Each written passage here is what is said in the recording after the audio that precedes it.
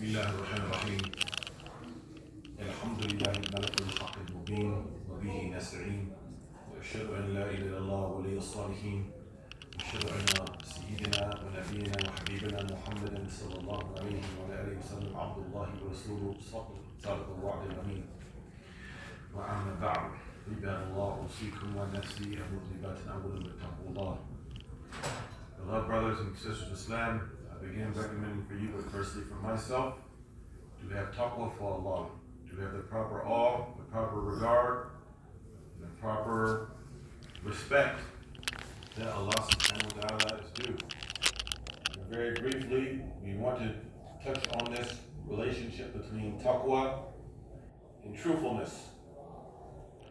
Allah ta'ala said in His book, يا أيها الذين آمنوا اتقوا الله وكونوا مع الصادقين.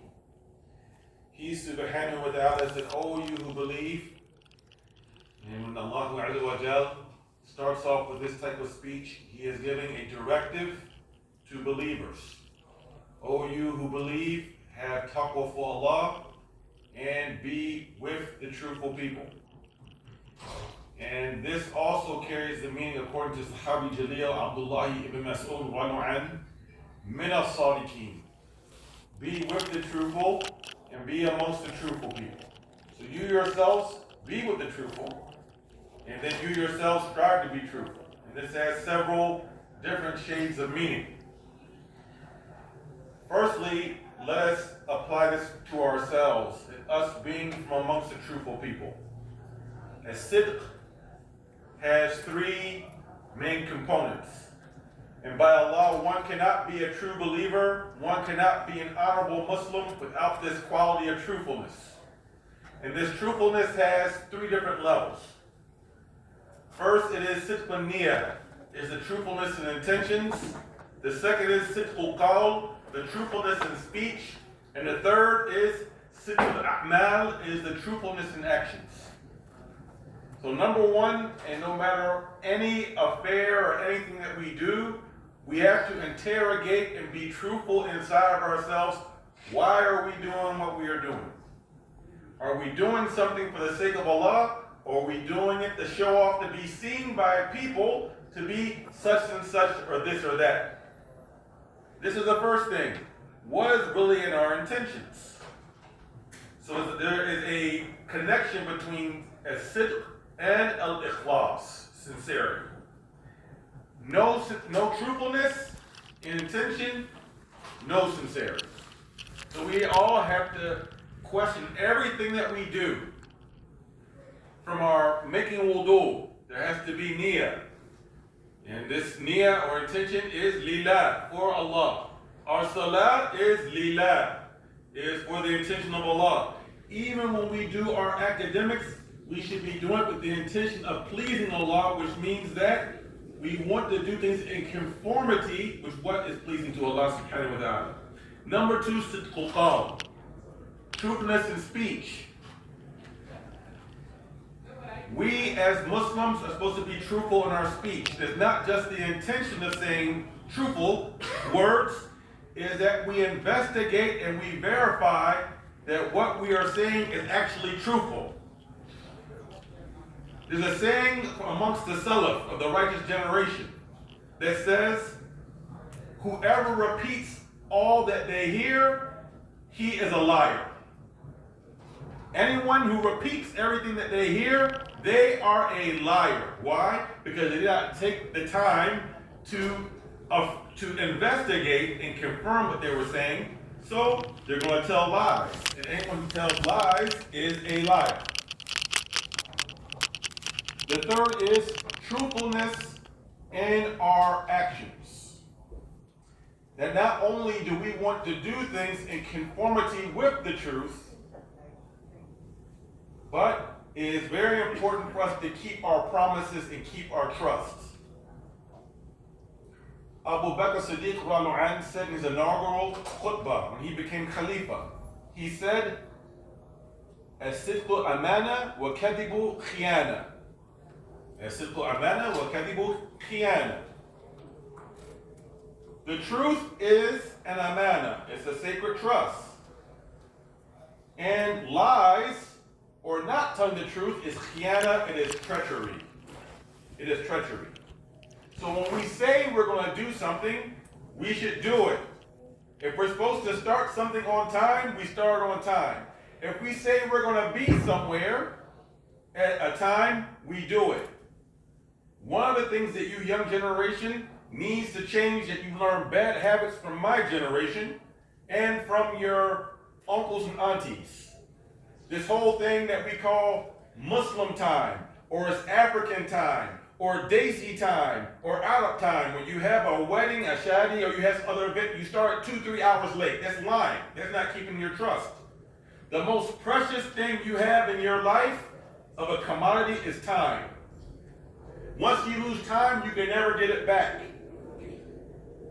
If you lose money, maybe Allah will allow you to get your money back. If you get sick and lose your health, maybe Allah subhanahu wa ta'ala will bless you for you to get your health back. You lose time, it is gone forever. You won't get your time back. It is gone.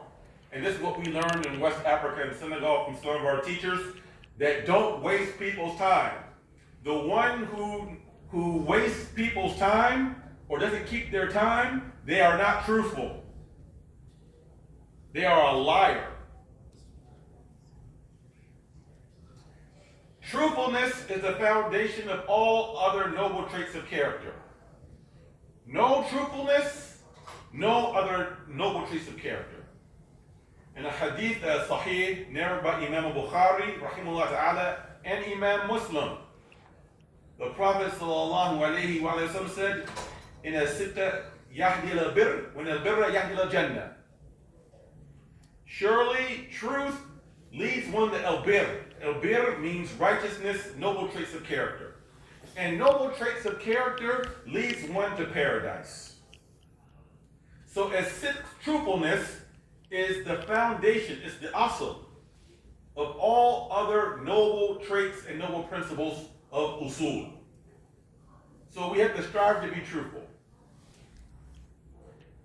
Now, amongst this command, ittaqullah wa kunu ma'a sadiqin, and be with the truthful people. What are the shades of meaning of this? Number one, you take your understanding of life and deen from people who are on the truth, who are known to be truthful. We don't take our understanding of how to look at the world from people who are on batil, who are on falsehood.